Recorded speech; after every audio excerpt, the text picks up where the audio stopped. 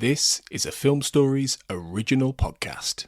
We made this. Welcome to the Starlight Ballroom. Hey!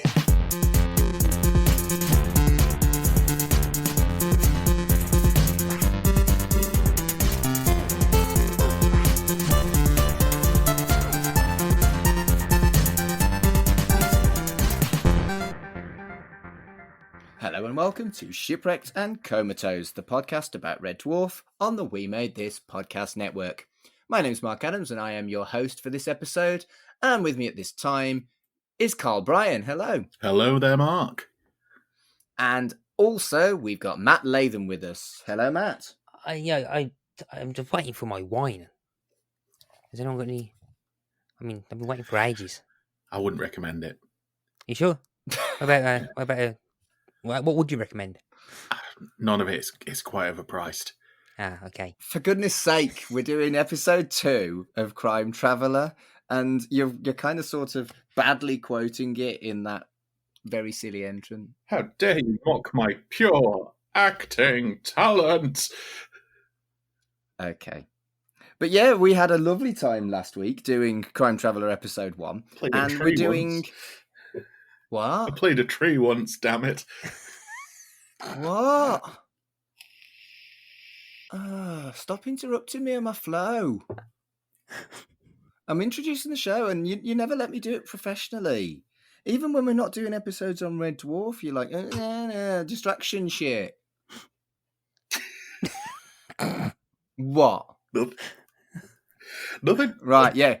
Crime Traveller episode 2. We discussed Crime Traveller and how much fun it is on the last episode, so I propose we just go straight in to the episode, A Death in the Family. Mm-hmm.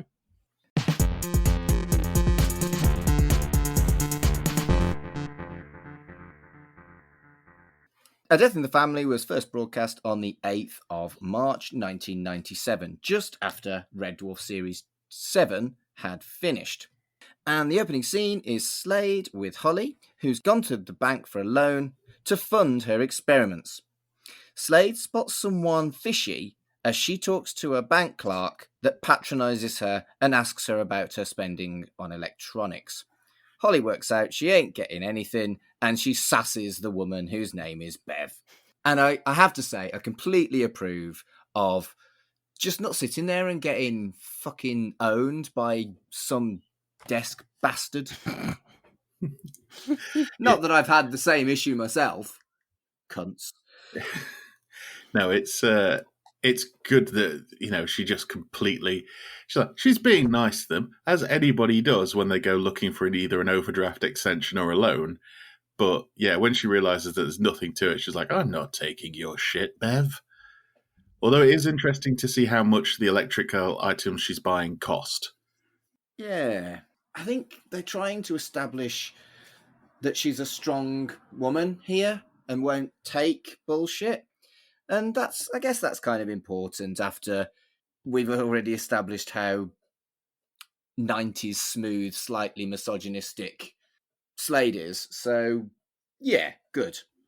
I also quite appreciate that the series is automatically going to think, okay, what questions the annoying people on the internet going to be asking in 25 years' time? Wait a second. It'll be like, how the hell can they afford that apartment in Friends? How the hell could she afford all these pieces of equipment and stuff?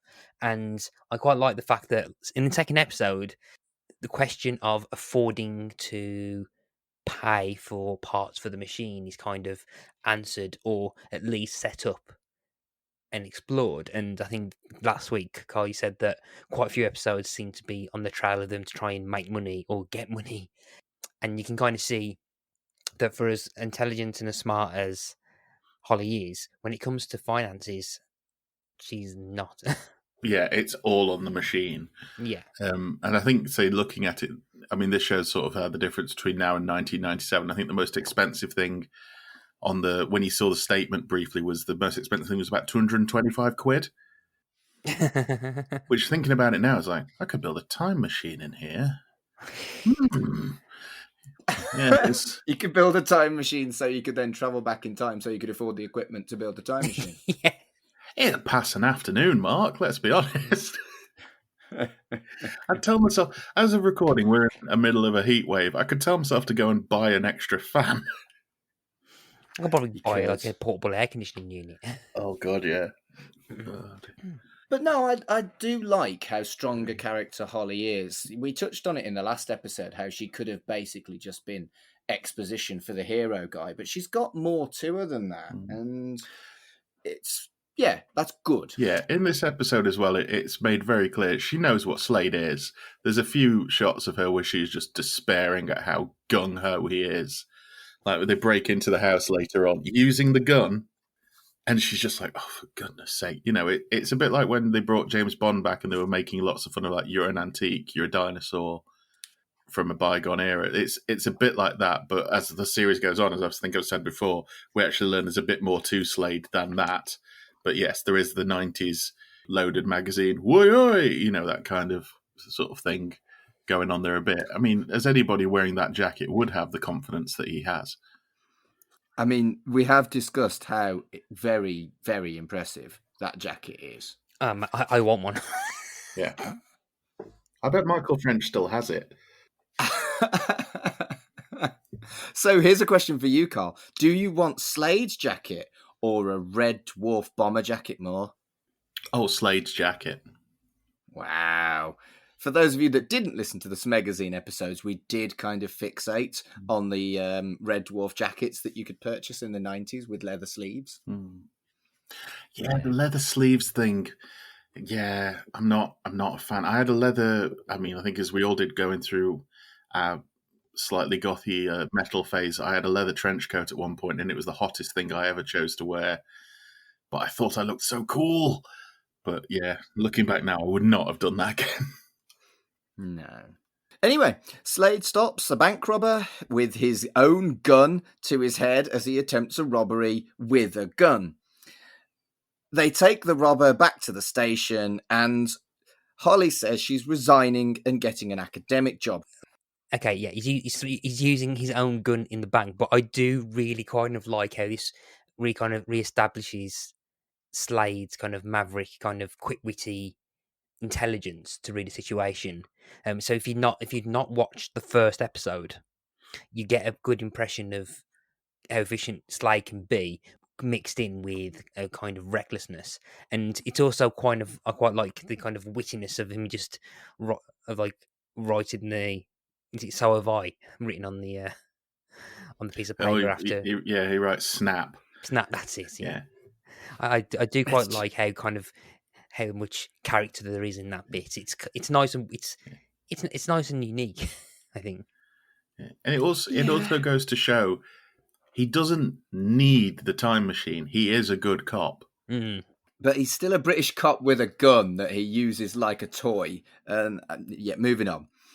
They take the robber back to the station, and Holly says that she's resigning and going to get an academic job. She says she hates it and she's underpaid. The robber is taken off Slade's hands, and he quibbles about whether or not it's a robbery or an attempted robbery. Slade asks if she has any rich relatives, and she queries if she should murder them. And I'm like, okay.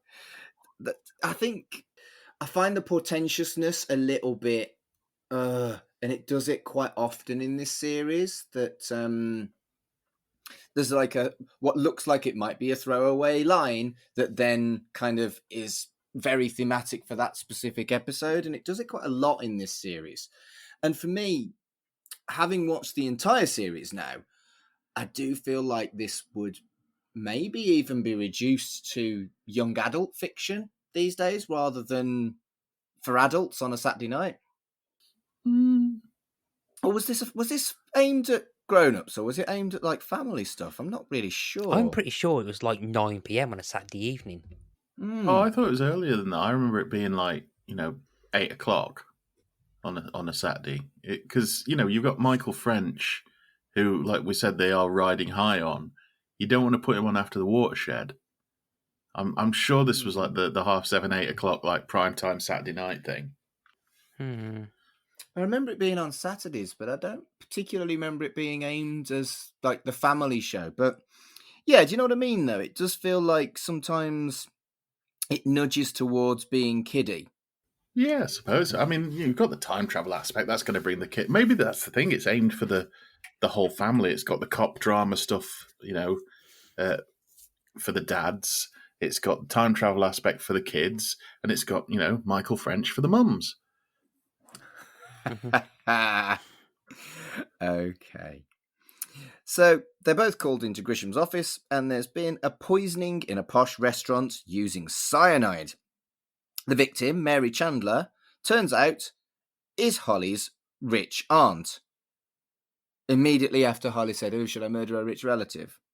And the last time she saw her was at her uncle's funeral a year ago. Grisham says that for impartiality, that she will have to handle it with Morris as her partner. Not before thoroughly cutting down Nikki. She does. Poor Nikki. It kind of explains, though, because you do wonder a bit like, how is Nikki a detective? And then she says, he's a graduate trainee? And something like that. And it's like, that makes more sense. It says a lot about that police department if Nikki's managed to work his way up the ranks. But yeah, the fact he's a graduate trainee, I can imagine a spin-off with Nikki as like a PC on the beat would be quite fun. Yeah, I think, can we just take this moment to just appreciate Sue Johnston? Oh, yeah. Yeah, I mean, it's not much of a role at the moment. I can't remember what happened, if she gets more than stereotypical police chief for the next 6 episodes. But I think at the time, must have been a get. Because this was before the royal family, and I think, but she was on Brookside for 8 years. So she was really known for being, she was Sheila. I think it was Sheila, wasn't it? Because I know her on-screen husband was Ricky Tomlinson. Yeah, in Brookside. And the pair of them, it was like they would get the big storylines as well. Yeah, and because they knew that they were the actors to carry it off. It's the thing. It's it's not stunt casting. It's like, right, we need somebody who can be this powerful thing. It's like, well, let's get. I mean, in the same way, the whole thing's a bit like that. Let's get Sue Johnston to be the powerful captain. I mean, the guy who plays Nicky is a stage actor. He's been a stage actor for donkey's years. He still is now. So that you get the feeling that, yeah, people do know him from Chronicles of Narnia back in the day, but he could do, pretty much anything. And you get that in the guest stars as well. You always get good actors. Because, I mean, she'd have been a name. I mean, I think there's a 7-year gap between Brookside and this.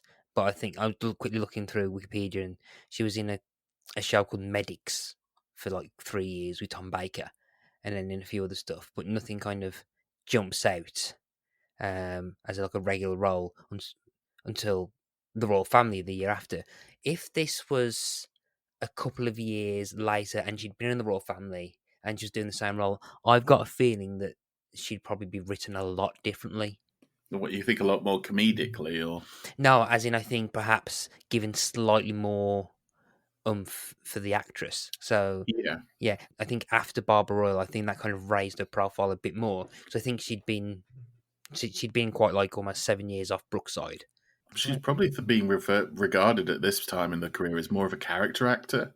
Mm. And sort of like, right, we need somebody to play that. Because I've got a vague memory of Medics with Tom Baker. But it's 2 big soap actors, isn't it? Yeah. With Michael French and her. So I think they were both big names. Michael French more so, but she's still a big name. I mean, if you think about it, this was before the sort of HD explosion and the online sort of streaming explosion. So in this country, if you were a big soap actor, you were probably one of the most famous actors in the country at the time. And it is kind of one of my favourite tropes in show business of the soap actor who decides they're going off to do Hollywood or something like that, and then they never really go off and do anything. Martine McCutcheon syndrome. I knew you were going to say Martine McCutcheon. Leave Martine alone. It was the moment, Mark. It was the perfect moment. Oh, fuck's sake. Smooth. Well done, Carl. To be fair, I mean, like you get on the flip side though, it's quite interesting when the opposite happens and they make it massive. Like Yeah. Idris Elba, for example, who started on Family Affairs on Channel 5. Sarah Lancashire, bringing her up again. She's currently now playing Julia Child. I think it's either HBO or Showtime show. It's the same as, again, we've talked about Saran Jones. She started on Coronation Street, and now she's doing lots of stuff all over the shop. I mean, Michael French was kind of smart in doing this. He did David Wicks for 3 years. He probably got to the peak of, what they could possibly do with the character, and he left. And then I think this was the first thing he did. And then he went, into Holby City. And then I think he does pop back up in EastEnders a few times. And then he had another series called Born and Bred. Mm-hmm. It's always like the smarter actors, like they will take risks, but they will try and consistently work. You know what I mean? Like Christopher Walken's always said he likes to wake up in the morning with a script in his hand. And that was his excuse for starring in some absolute rot over the years. But I think this is him sort of going, right, I'm at the peak of what I could do. Let's leave now. Don't kill me off. Let's see what's out there. And they offered him this. He got, this is cool because I'm a goodie. It's something different. It could take off because Doctor Who was very popular and then at the moment not currently on the air. And it wouldn't be for another 8 years. So this could be a thing that could run for a good few years and, then take me up to a higher level. And because he's not phoning it in, he's blatantly enjoying himself doing this. Mm-hmm. Slade and Holly discuss how close she was to her aunt, and she wasn't really, but she's still dismayed that it's Grisham and Morris on the case. The phone rings and she's called to a solicitor's office. Who's really jolly. Yeah. This solicitor tells her that she's getting half with someone called Alex Morton, who is her aunt's partner. The solicitor predicts there'll be $2 million, but Mary was going to change her will. Slade suggests that they go back to solve who killed her in tribute. So, here's a question for you that kind of slightly bugged me throughout this episode. How long was that meeting with the solicitor? Because, as we find out, it must have been an absolutely very, very long meeting, which would then mean that neither of them would go back to work before heading back to use the time machine. I don't think they'd have to head back to work because obviously the time machine means that they could then just bob in, do the time machine, and head straight back to work. Surely, or have I missed something? Because there's the whole section later on, as we go through the episode, and neither their current selves interact with any of the other characters who currently believe that Holly's guilty of murder. So where's the past Holly? Well, present Holly. Holly before the time machine. Original Holly. Yes. That must be a really long meeting that no one bothered, that they didn't realise that... So basically they must be in that really long meeting while she's currently being under arrest, when she's under arrest and Slade's trying to prove innocence. Yeah, it's all in the same day, isn't it? Because when Gresham arrested them, they said, I spoke to you, said this morning. So, yeah, no, that's an interesting one. Where are they? And, yeah. Maybe it's the whole secret affair I keep saying is happening behind. Maybe. Yeah. But the thing I thought about in that scene was how manipulative the main protagonist is. He wants another go on the time machine, regardless of what it's for, and he manipulates her feelings about a dead aunt. Again, there's a lot of stuff that he does where if you take a step back, you're like, come on, stop being a bellend. Mm-hmm. But then there's been a bellend and there's been Jeff Slade. Yeah. Jeff Slade, bellend. Fuck's sake. Professional bellend. If he's not a bellend, it's a really short show. Oh, I know, but I don't know. The more I rewatch 90s stuff back with a critical eye, all the main characters that are male do a lot of unpleasant stuff that was considered perfectly normal at the time. But isn't that like anti-hero stuff now? I mean, like, again, I brought up Jack Bauer as a joke last time, but Jack Bauer, like, does extremely horrific things for the greater good. Yeah, 24, if you rewatch it, is incredibly right-wing. I mean, you have it with things, stuff like Game of Thrones as well. No one in there is a saint. No. I guess the reality is that characters are being portrayed as more realistic rather than kind of super altruistic. But yeah. They get to the machine and Holly points out that it's falling apart and costing lots of money. In fact, one of the things going wrong causes a massive power surge. Danny can fix it, but he's frustrated at the electric bill. There's also people stuck in the lift as well. I did not realise this. I honestly thought at that point, because you can hear the people, I thought it was my neighbours next door. Right. I thought I was hearing people next door, but it turned out it was actually the people in the lift, who will find out who they are later on.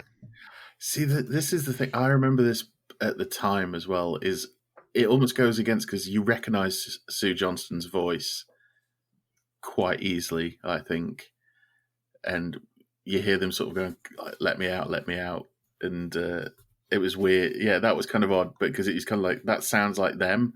And it's like, but then it's that thing of, I wonder how they got in there or why they're in there.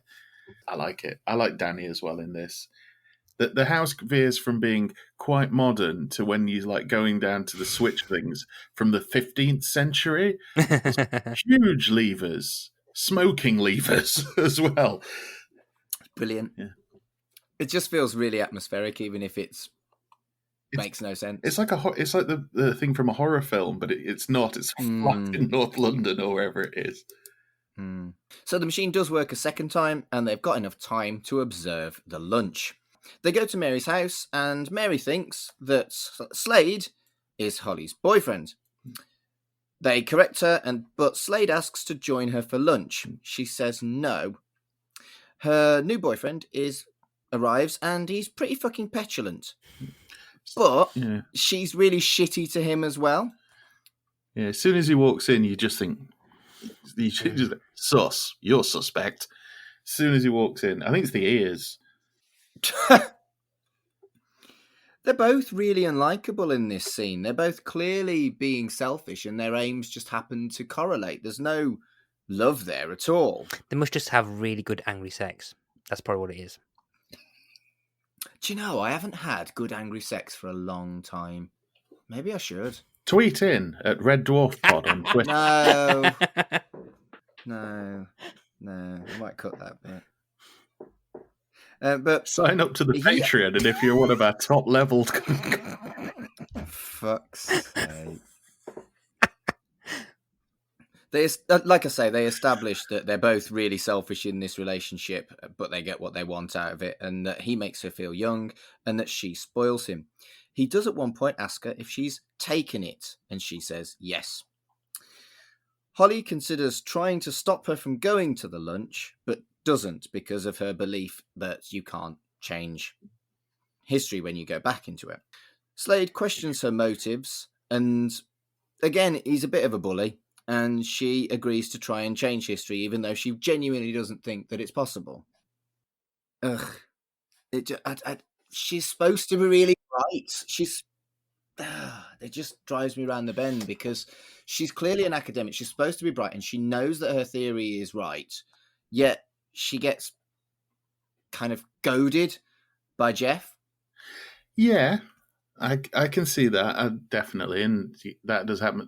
But it does kind of play into, if you put yourself in those shoes, if you're there going, no, the theory's right, you're still thinking, like, but that's my relative that's going to die, and I could do something about it. I also think you're probably walking on a bit of an emotional tightrope there. I think the show also is trying to say, what if they do attempt to try and change history? So, like, I mean, because I think it was that, because the rules were there saying, like, oh, you can't really stop it. But then I think the show needs to try and have another episode.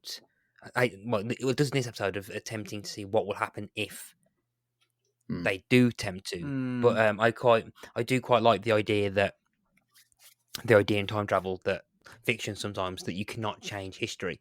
So the example I always say, like the time travel trope of let's go back in time and kill Hitler. Right.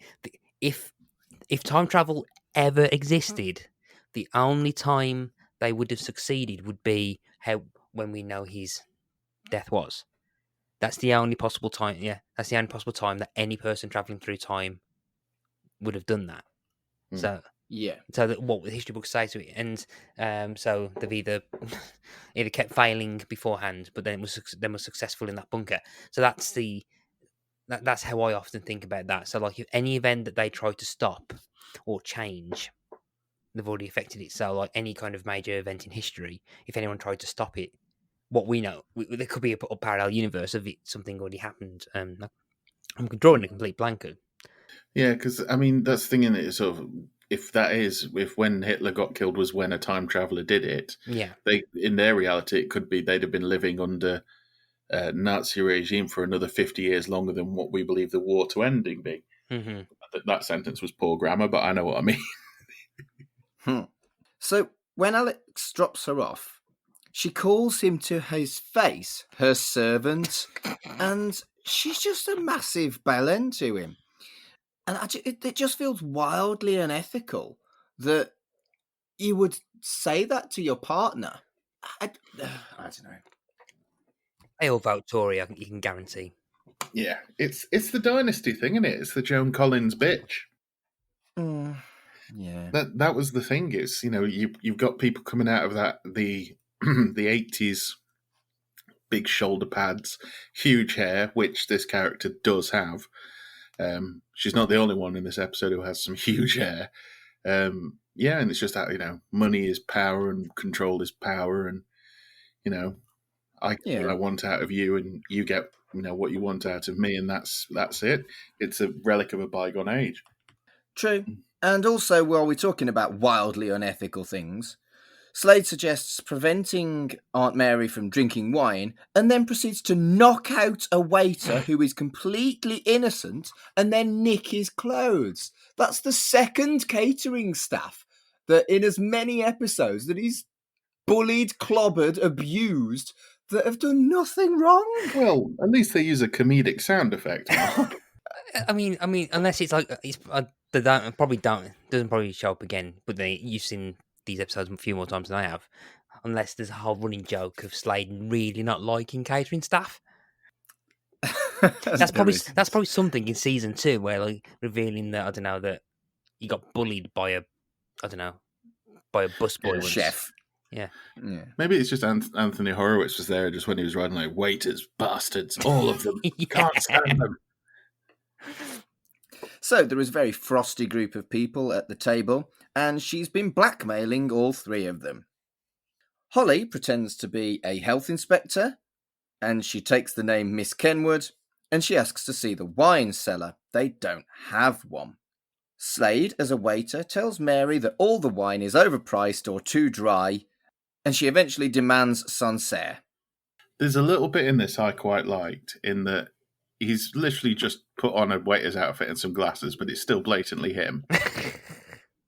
But she doesn't figure that out, and it kind of ties back to when they first meet. She gets his name wrong, so she's forgetting him as soon as she's met him. So when this waiter's turned up, she's just not thought to think, hang on a minute, this is Jeff Slade. Yeah, is it like also a nod to Superman as well, that glasses mean that no one can tell? Because funny enough, people recognise me with or without my specs. In that case, the coat is definitely a cape. I think it's it's the coat. The coat is the glasses. If Jeff Slade isn't wearing that jacket, he is just Keith Dagger. Yeah, maybe. For fuck's sake, Keith Dagger. Maybe that's his big ploy. It's like, I'm going to wear a bright mustard yellow coat. No one will look at my face. They're all too busy staring at the coat, and that's how I can just slip by anybody completely unmolested.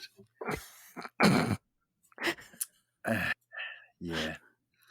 Slade swipes her wine glass and then checks the bottle before taking the bottle to her and giving her a fresh glass, the idea being that if he switches everything out, they won't be able to poison her.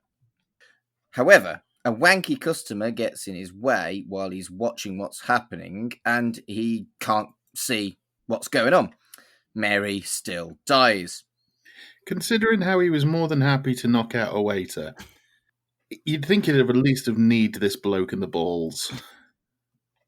Well, this bloke was obnoxious, so I'm not saying that if you're obnoxious you deserve a knee to the balls, but he at least did something vaguely wrong, which all the waiter did was go out for a fag break. Well, BBC trying to push over that anti-smoking agenda. Maybe. They both flee, and Alex heads in and confirms the death. Slade and Holly can't work out how she was poisoned, and Slade breaks into Mary's house and tells Holly about the blackmail.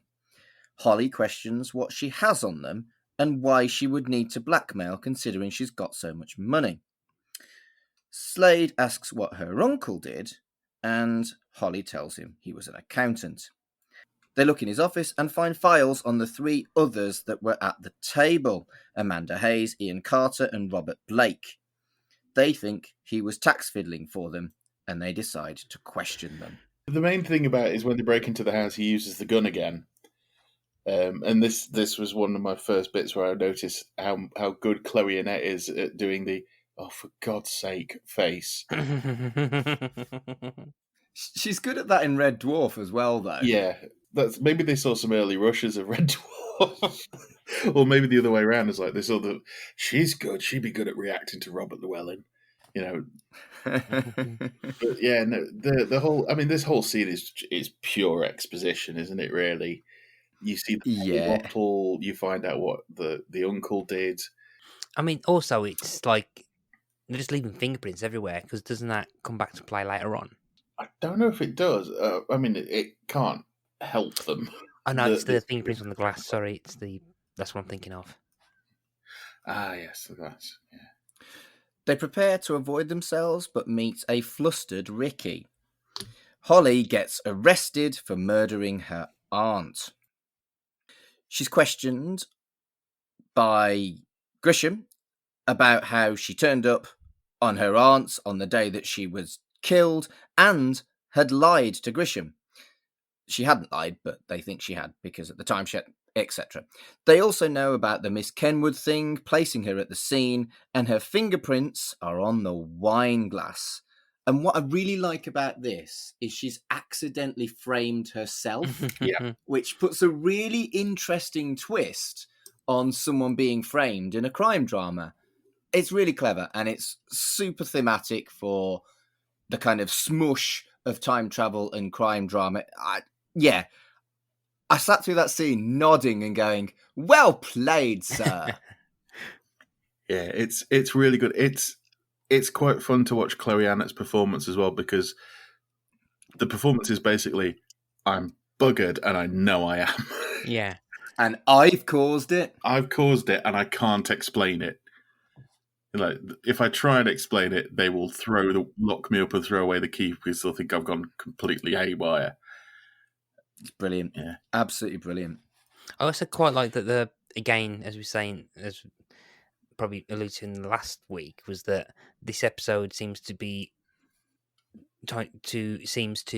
want to make sure that we as an audience know that this again isn't the Michael French vehicle, that Chloe Annett is practically equal billing, or deservedly is supposed to be seen as an equal. So it's not so Slade's not just the de facto lead character, it's the two of them that are supposed to be the focal central point. And so it's not gonna be Jeff Slade say, well, it eventually does go to Jeff Slade saves the day, but the focus of the episode is to establish a lot more on Holly as a character, how she reacts to things, and that she is the kind of MacGuffin for the episode, and that it's a her focus episode rather than the Slade one. And I do appreciate that this again is highlighting, is filling out more of her character, to the fact that she's not lying, that she's not about how, and how she reacts to Grisham's questions is like, yeah, that is me, but I didn't kill her. Yeah, you're right, but I didn't kill her. And yeah, it's just good to see the show kind of making sure it elevates Annett to remind you that she's also another main character. Yeah, she's not the sidekick. Yeah. which I think gets reflected when you look at like the DVDs and stuff like that. She is on there equal. I think the complete series is like it's split in 3 with the title down the middle and her head on one side and his head on the other. That's right. She's even got top billing. I think they go alphabetical. So it's really good. And yeah, this scene's probably one of the best because, like I say, I can't get out of it. She almost, because to them, she seems almost flippant. She's like, I didn't do it. But so we know that she's just like, there's nothing I can say. She's put in the cells and has to give up all her stuff, including the watch. Dun, dun, dun. Indeed.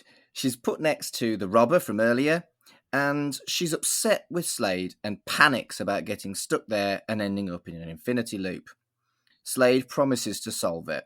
You know what kind of reminds me of, at times, the TV show Sliders, when they used I can't remember, was it just the slider machine handling? I can't remember the exact name of the goohickey was, but a couple of episodes of that, they had them lose that or have to try and either fix it or repair it.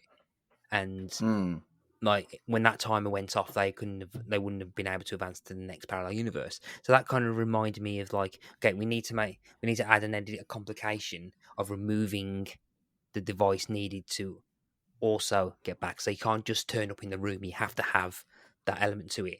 And the show kind of working out, okay, if we start messing around with the fact that they need this MacGuffin to get back in, then we've added another layer of complication to the premise stuff. And yeah, again, I quite like the show working that out very early.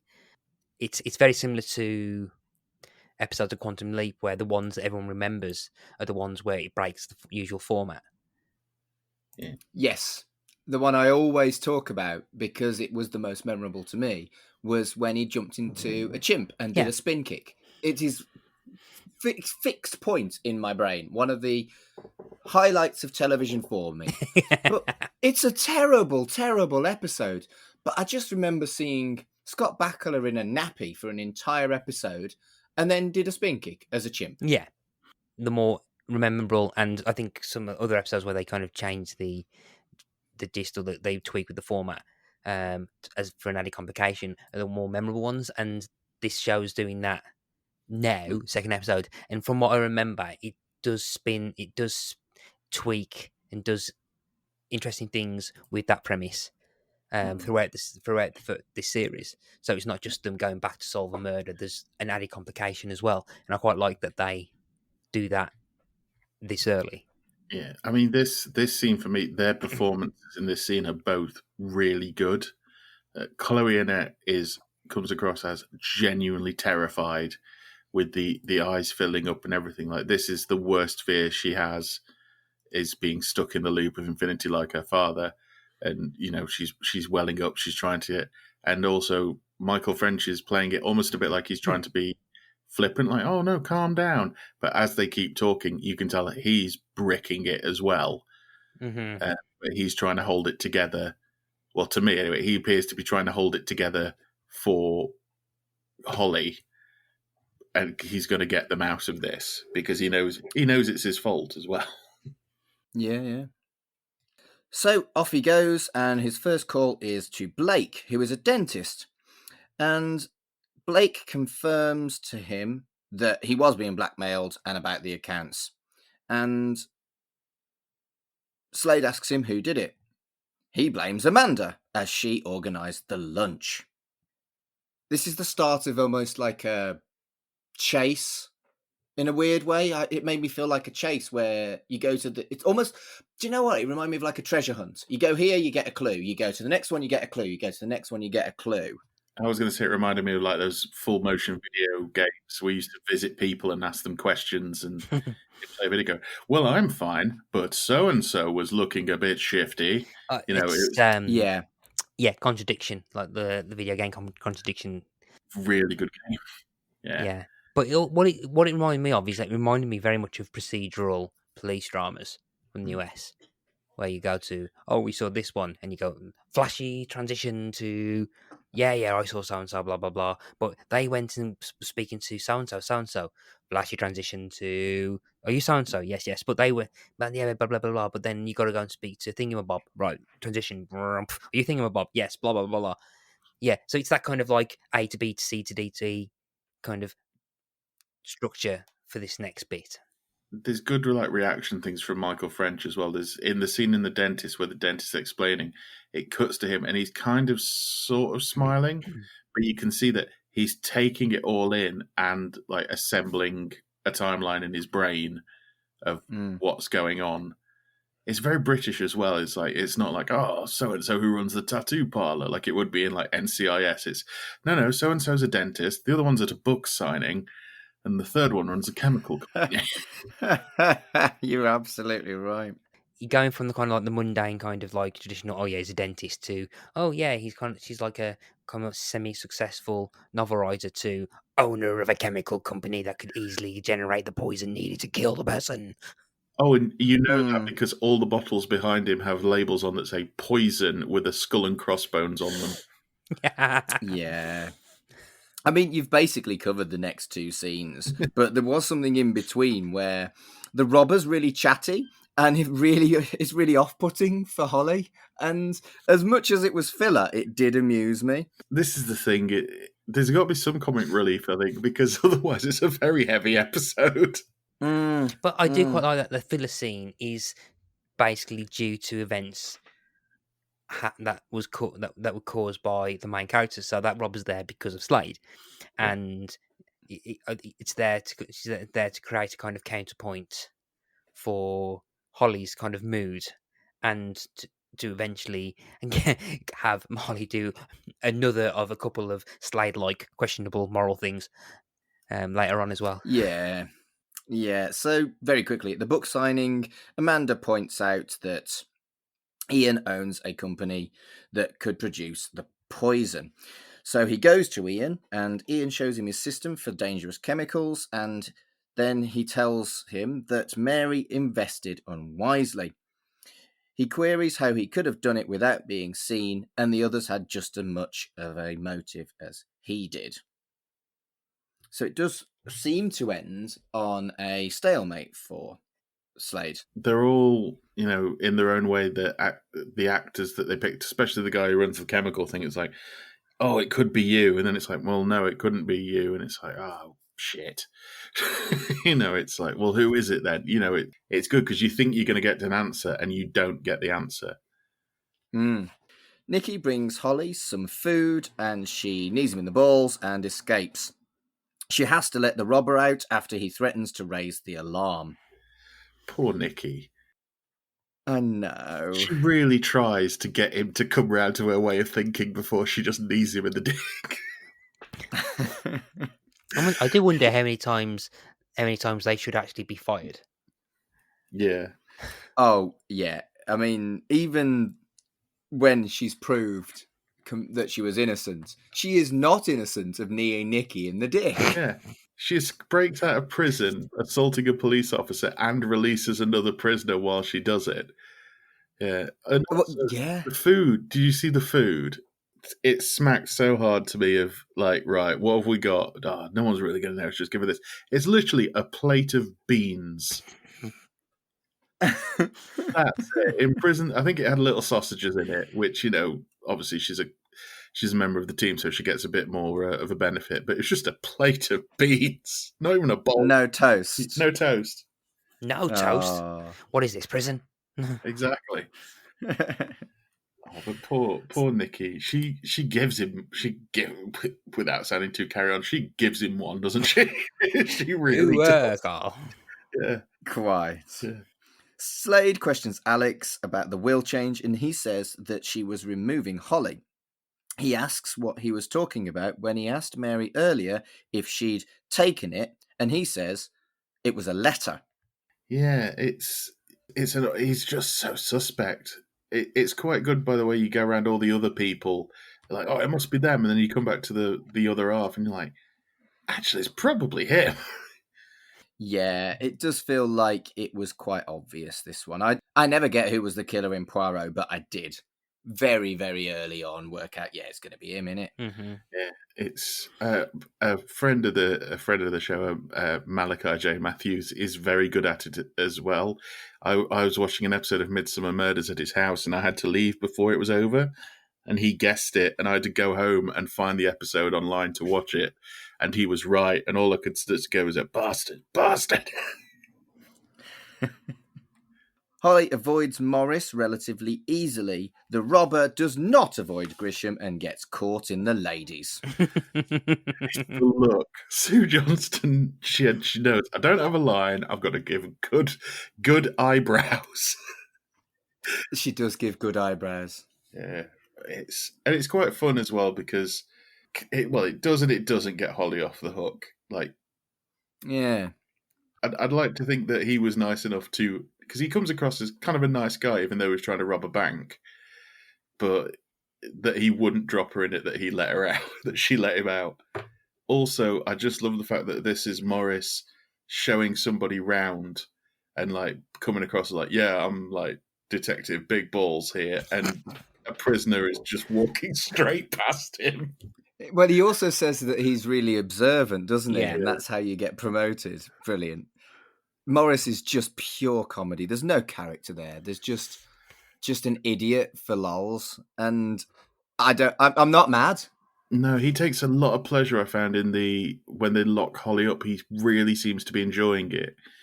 Which makes me kind of think that he tried it on with her once and she knocked him back, and he's held it against her ever since. Again, it's Ray from Life on Mars, even though, again, this is before Life on Mars. He's a bit like Rimmer, actually. Yeah. Yeah, actually, So what we're saying is Life on Mars really ripped off Crime Traveller. Yeah. Yeah, clearly. Holly sneaks a watch back from behind the guard's back, and then the 1 hour alarm on it goes off, alerting him anyway.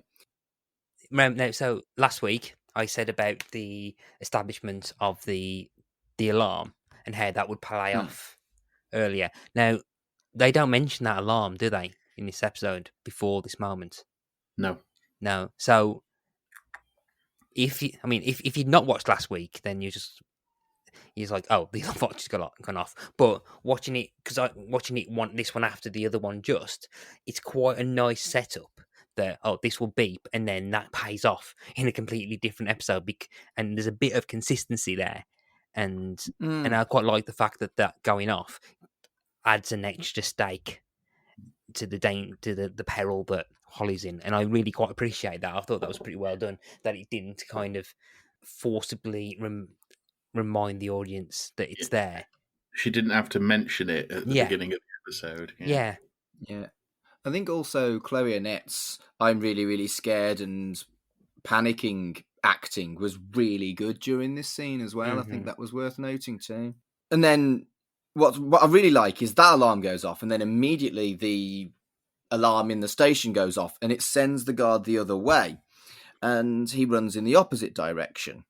Yeah, and she nicks a pair of keys and runs out, and it was such a 90s thing for me that it was kind of refreshing when I realised she doesn't just press the key fob and the car goes beep beep and she knows which one it is. She has to go looking for the actual car. Yes. Yeah. Yes, I noticed that, where she actually had to put the key in the car door.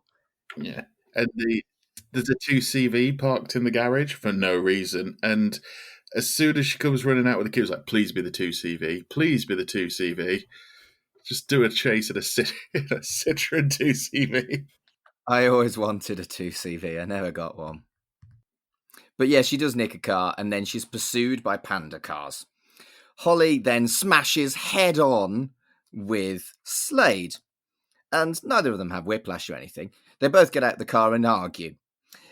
He tells her that she didn't need to escape. She says they have 34 minutes left and that they can't convince them in that amount of time. He agrees, and they leg it towards her flat. I like the fact that he's obviously, because he's a detective who does things not by the book and by his way, that he gets... Maverick! He gets out of the car like he's crashed headlong a dozen times. She gets out of the car like she's genuinely hurt herself. She's got that like sort of like she looks like almost there's a bit of despair in there as well, and I thought that was quite good for sort of seeing the difference and the fact she starts hitting him because he's just like, it's going to be fine. And she's like, it's not going to be fine. She just starts hitting him. It's like she's finally hit the point. It's only the second episode. Brilliant. Ricky and Grisham are in a car together, and the radio tells her Holly's location, which we already know is her home. But Grisham immediately clocks that. Slade and Holly run, and Holly doesn't think that they'll make it. And this is made even more unlikely when they encounter a Rottweiler. Now, the Rottweiler thing. Rottweilers aren't anything like their rep that they had in the 90s, because Rottweilers were horribly abused and got a completely wrong rep. I mean, right, if someone cut off a part of you to make you look prettier, how do you think that would do for your temperament? You know, in the 90s, it was standard practice to dock a Rottweiler's tail, to the point where, as a kid, I assumed that all Rottweilers had stubby little tails from birth. Not true. It's mutilation. And Rottweilers have got less of this rep now because they're treated better. And it just really made me feel like we'd hit some 90s ick, even though... Yeah, I think... I mean, it's a broad stroke, isn't it? You look at a Rottweiler, especially back then, you look at a Rottweiler and you think, right, well, you're not going to get past that. I mean, they could have done it with other dogs. They could have done it with an Alsatian or something like that. But a Rottweiler gets that... It's only going to be for a few seconds on camera. So I can imagine that will give that primal thing of, oh, they're shagged. Well, the thing is, though, if it was a poodle, would the scene be effective? Well, depends on whether it was one of those massive poodles. They scare the shit out of me. I mean, Or Chihuahua. I think it shows the difference between us that you noticed the dog, and it was in this scene when they're climbing down off the bins that I was actually going, I never noticed how nice that waistcoat is that Chloe Annett's wearing. No, it's just a pet peeve of mine that Rottweilers got this reputation in the 90s because they were frankly almost universally mistreated. And this just highlighted how 90s this was to me, that that was the stereotype of the time of the, you know, the bad dog. We don't have that anymore. German Shepherds aren't seen like that, and Rottweilers aren't seen like that. There's no real bad dog breed anymore. But I think just bad owners, you know? it does, though, lead to what I think is a really kind of good, subtle sight gag where you see him running and it's very clear that Slade's trouser leg is ripped to shreds. Yeah. Oh, yeah. Which I think is actually a pretty good sight gag. Yeah, it is a good gag because you kind of hear that it's in the bin before you realise what's happened. And yeah, you hear that because it attacks Morris, which is a thoroughly satisfying moment. Yes. True, because Grisham tells Morris not to let them double back. And when he checks the bin, the dog's in it. And good. I mean, if we're going to have a Rottweiler stereotype, at least he's biting the right bell end. Yeah, exactly. Bite your right bell end. Yeah, I mean, it's a gag, isn't it? The fact that they're almost quite jolly. Holly seems to be enjoying the fact that Slade had his trouser leg completely destroyed. He's like, well, if we are going to get trapped in a loop of infinity, at least, you know, you got completely messed up a little bit. Yeah, and when they do get back, it's his trouser leg's fine. So, you know, it's the same as a person, isn't it? Yeah. That his trousers were healed. Anyway, Grisham is at Holly's flat when they get there, and they're stumped. They then see the power cut and realise that it was Grisham stuck in the lift, and they can get back in time. And here's where I have a bit of a Matt moment, in as much as I question a flub or a continuity thing. And Grisham and co clearly hear the weird-ass time machine noises, but completely dismiss it. Mm-hmm. They don't ask about it. They don't even acknowledge it. They just kind of shrug their shoulders and get on. And I'm like, if I heard weird-ass noises that sounded science fiction-y, I'd be like, it's a fucking time machine. Or, well, you know what I mean, though. Grisham does go, what's that? And then shrugs the shoulders and doesn't care. Yeah. The thing that makes me laugh is they open the door to them really casually and be like, "Hello, Chief, how are you?" Any other cop show, they'd be ploughed to the ground the second the door opens. Yeah. And again, where are the original Holly and Slade? Yeah. Why didn't they get arrested? Yeah, it's an odd one. I also like the fact that when they're in the lift, everyone's got a lighter or a match because all cops smoke. Well, everyone in the 90s smoked, didn't they? True. Yeah. Mhm. Slade points out that he knows who killed Mary. And back at the station, he reveals that it's Alex. Alex was going to get cut from the will, not Holly. So he was actually talking about pills when he asked if Mary had taken it. He'd actually switched the contents of the pill and put the poison in, and then put the cyanide in her glass during the confusion of her death. Alex tries to escape after this is revealed, and it basically confirms his guilt. Yeah. Also in the background is Morris with his arm in a sling and a thing over his eye, having been basically mutilated by that dog. And he's just leaning, looking. It is quite subtle acting by him because he's just leaning against the back wall, just looking like every movement he goes into is a bit painful. So he can't get comfortable. And I think Morris is so fundamentally unlikable that wouldn't be funny to any other character. Yeah. Well, especially seeing as when the guy gets up to escape, he runs straight into Morris's bad arm. I did enjoy the fact as well that it cut when he says, "Oh, I know who did it," and it cuts to Alex, the partner.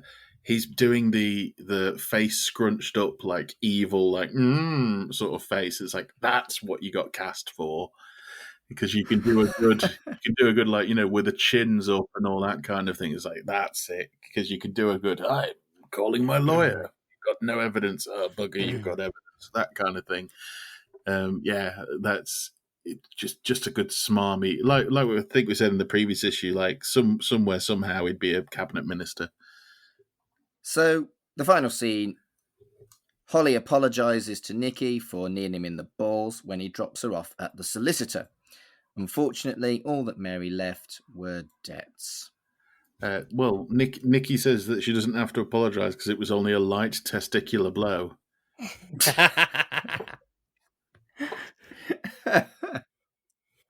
Nobody wants any kind of testicular blow. What a lovely chap Nikki is. Depends on the context of the word testicular blow. Yeah. See, I'm not into that. Get yourself someone who will only deliver a light testicular blow. They're a 10, but they only deliver light testicular blows. Yeah. Chat, flirt. She decides to stay with the police. Yeah, it's nice. I mean, obviously, if she left in the second episode, it'd be a bit fun. But when they sort of admit that he gets her to admit that she'd miss him a little bit as they're sort of walking into the sunset. And again, this plies with my theory of in the script you could put, and then they go at it. It does feel like just in this last scene that the relationship is quite like Kochanski and Lister. Yeah. She's way too good for him, but there's something that keeps her around. Yeah. It's the jacket. Yeah. It is the jacket. It's the jacket and the gun. I am going to Google see if you can get that kind of jacket. Yeah. Brilliant. He puts his arm around her as well, and they have a giggle. It's like, oh, you know, he put her through a lot of hell.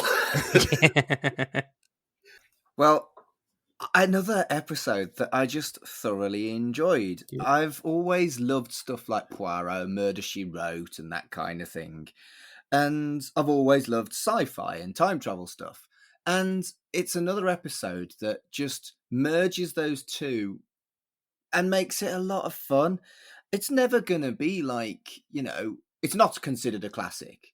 It's not something that people remember particularly fondly. And that kind of makes me sad because this is still a very watchable TV series. That's the thing, isn't it? Your favourite meal doesn't necessarily have to be a really expensive, fancy meal, as long as it's something you enjoy. Mm-hmm.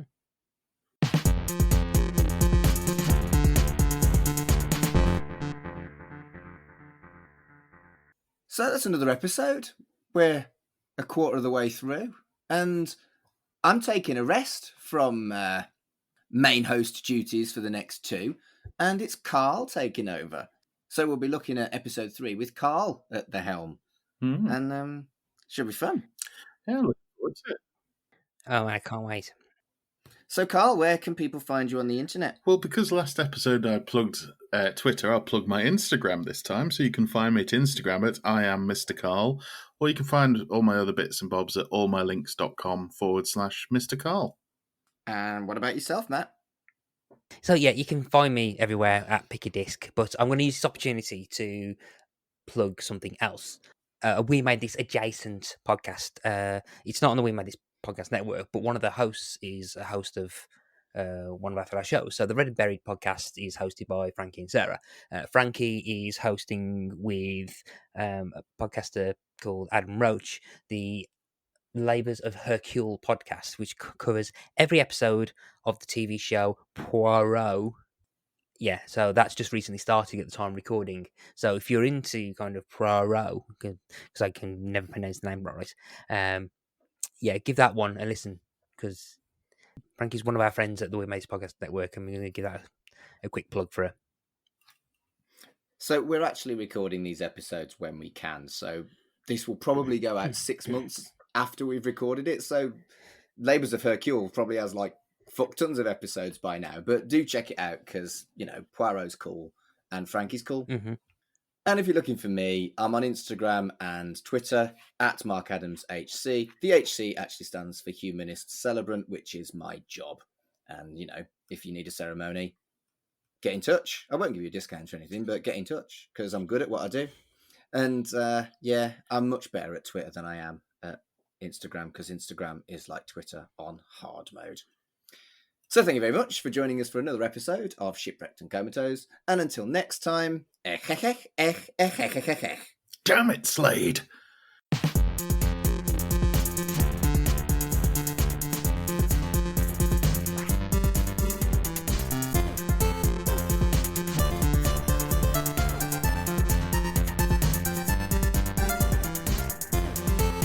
Shipwrecked and Comatose, a Red Dwarf podcast, was created and produced by Mark Adams and Kurt North.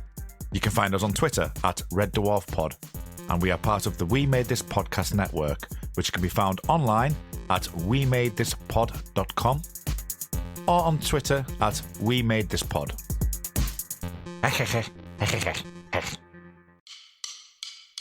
Do you like music and do you like podcasts? Chances are you like music podcasts. Take this one for example, Pick a Disc. I'm Matt Latham, and every fortnight a guest comes on to Pick a Disc to talk about an album for any reason that they want to.